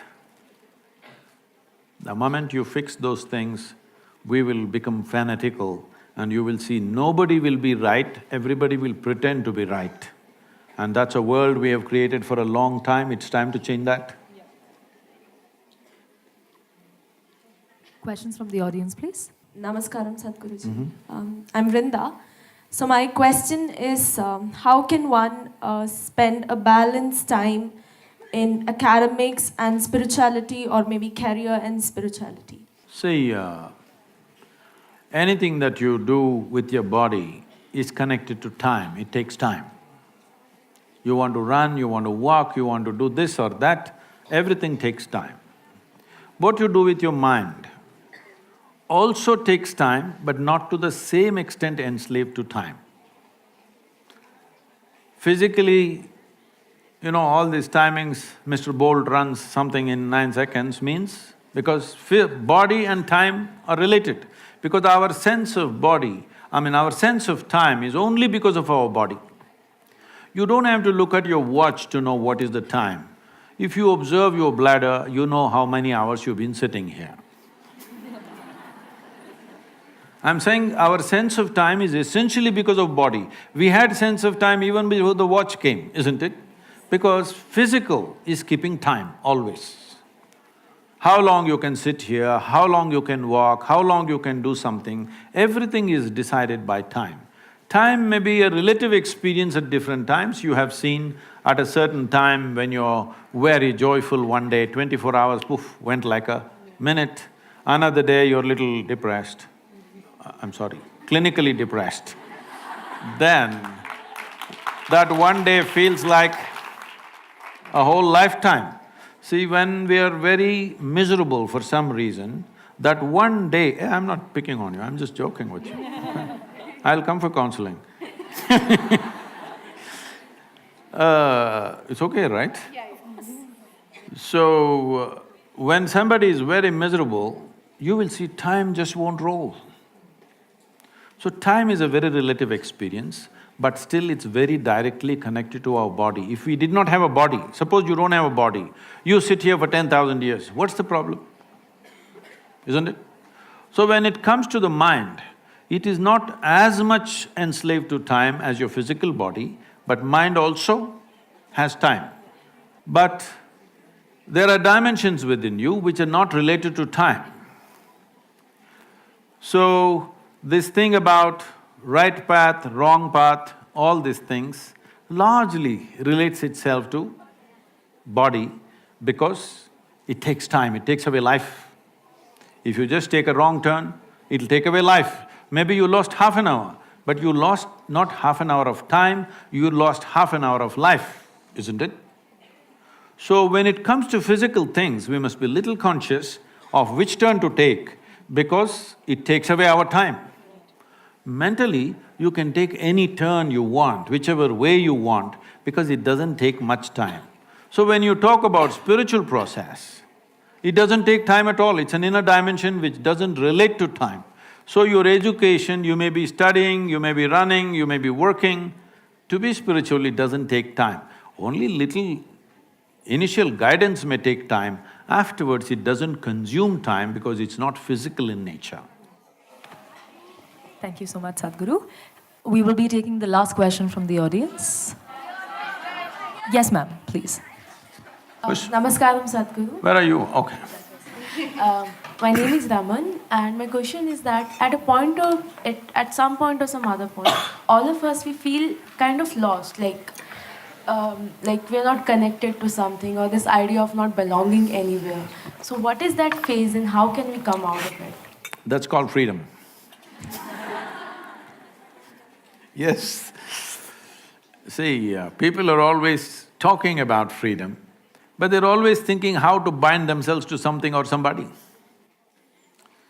If you're really lost in your life, you're absolutely free, isn't it? Hello? No?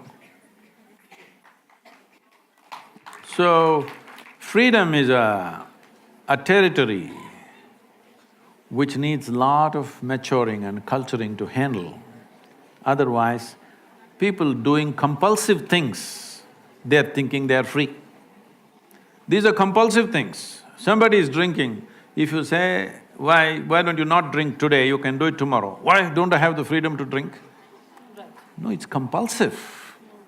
If you're calling your compulsiveness as freedom, it's very unfortunate. You lost all your freedom in compulsiveness. So freedom is that kind of a territory where you have to culture yourself, mature yourself to exist free. Everybody, I think at some point, we provide these opportunities for young people to come and just be by yourself. No compulsive talking, no phone, no drink, no nothing, simple. You eat what you want for nourishment and then simply be. Everybody must spend at least a little bit of time like this, because only then you understand how compulsive you are. Unfortunately, we are translating compulsiveness as some kind of a goal in our life or freedom in our life. No. See, if you want to get somewhere in your life, get somewhere does not mean be better than somebody, do this, earn this, that, no. As a life, your experience of life should become a fantastic experience. So right now, all the crazy things that people are doing in their life, why? They drink, sexuality, temple, this, meditation, whatever they're doing. Why are they doing? Because they want their experience of life to become pleasant. Yes or no? Somebody hits the bottle, somebody hits somebody else, and somebody does something else, but essentially looking for pleasantness. If your body becomes pleasant, we call this health. I'm talking yoga now to you, officially. If your body becomes pleasant, we call this health. If it becomes very pleasant, we call it pleasure. If your mind becomes pleasant, we call this peace. If it becomes very pleasant, we call it joy. If your emotions become pleasant, we call it love. If it becomes very pleasant, we call it compassion. If your very life energies become pleasant, we call this blissfulness. If it becomes very pleasant, we call it ecstasy.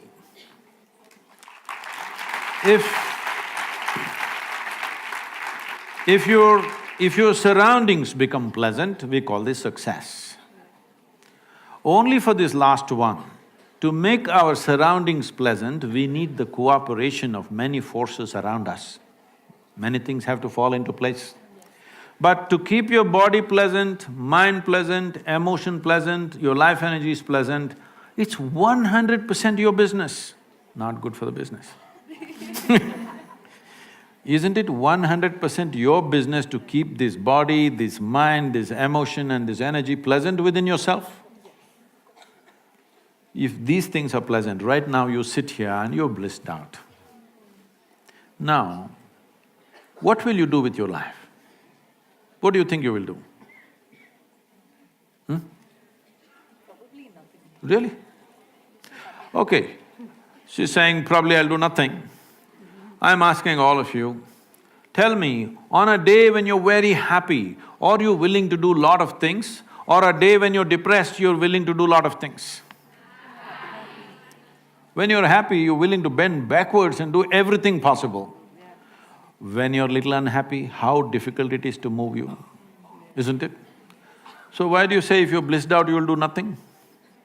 It is just that you will no more be a vested interest. You are not in pursuit of happiness. Your life is an expression of your bliss. Now what will you do? You will do what's needed. Every human being should be doing what is needed, isn't it? Right now, they are trying to milk happiness from the world, destroying the world in the process, completely destroying the world. See, today, what is it that these ecological disasters unfolding, what do you think it is? In pursuit of human happiness, isn't it? Nothing else. In pursuit of human happiness, we have turned this planet into a bonfire and people are not even happy. Forget about being happy, most people are in different state of struggles. So, it's very, very important. What is in your hands? First, all those things must be taken charge of. What we do in the world, let us see to what extent the world allows us to do it.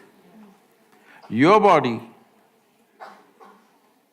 your mind, your emotions and your energies must take instructions from you, isn't it so?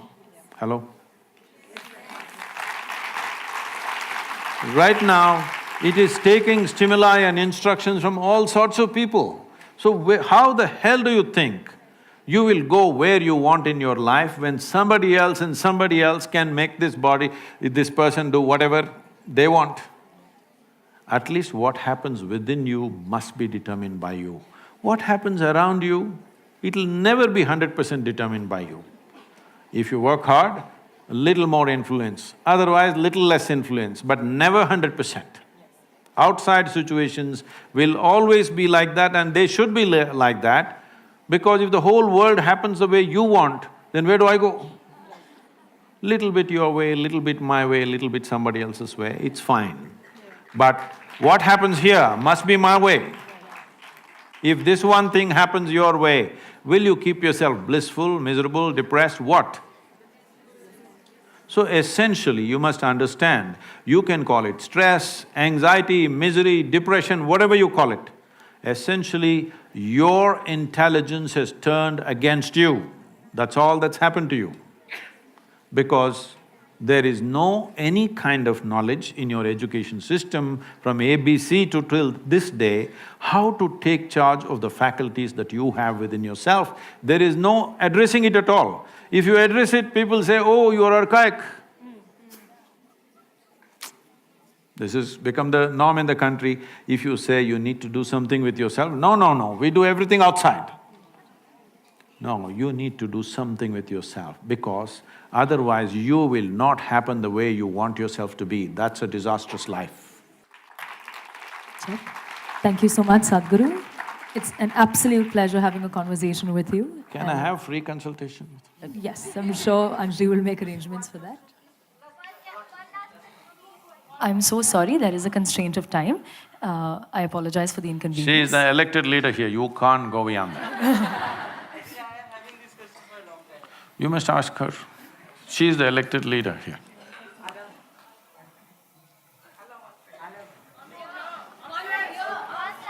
I can't cross over my deans, so go for it. Please ask the question. Pranam Sadhguru. I am from West Bengal. My name is Shourabroto Mukherjee. I have been following you for last 3 months. Was that a warning? No. Why, sir? No. I have been following you for several last few months, and I have been watching your videos, and literally I can say that I'm your fan. But I have one question that I have noticed that you have said that whatever we accumulate in our life, like our salary, our reputation, our wealth, our body fat also, it's all, we can say that it's mine, but it's not me. You say, I have seen this, and it's extremely logical. Sure, I can say that the house is mine, but that's not me. I can say that the body is mine, but that's not me. Then what is me? Then what is me? If I release whatever I earned, if I remove whatever I earned, then what is me? What is my existence? That's what I want to know. Why are you asking me, huh?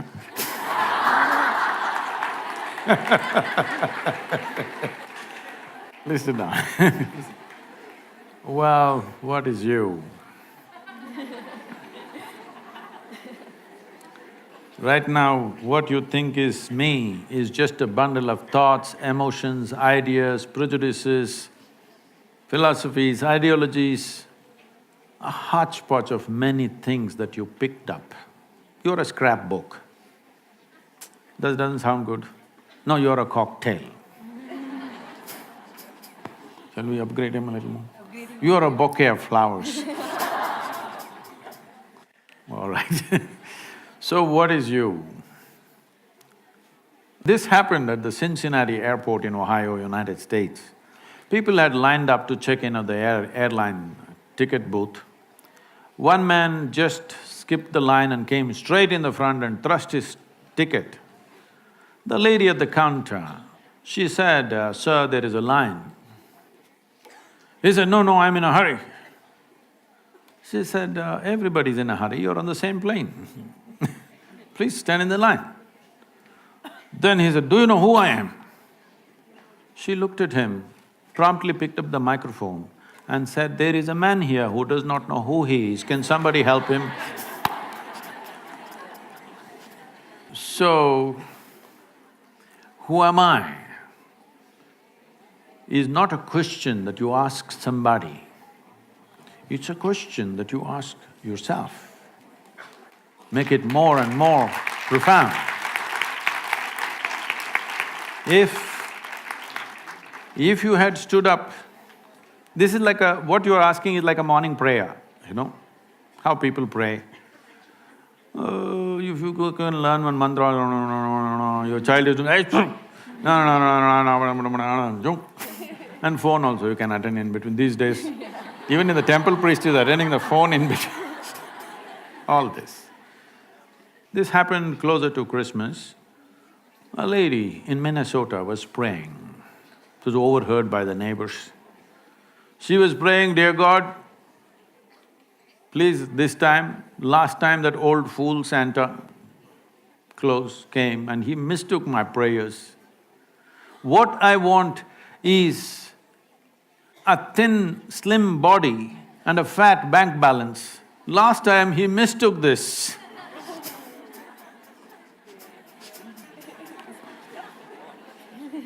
Why I'm saying this is, you please look at all the prayers on the planet.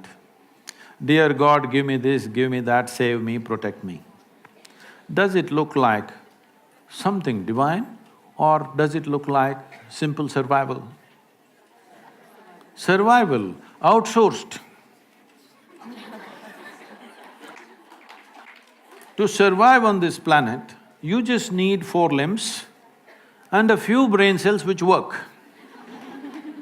So right now, Sadhguru, all that is okay, but I want to know who I am. This whole who am I business became very popular because of Ramana Maharshi, you know. You heard of Ramana Maharshi? He's not a Bengali. So Ramana said, "Who am I?" and sat down there. People today think they don't have to do anything. If they once in a while ask somebody, who am I? They think they're being spiritual. I was teaching a program in Los Angeles. There's a bunch of people, about 150 people, all prominent people, many of them from the Hollywood crowd. And a whole lot of young women were looking similar. They're not sisters, they have the same doctor. And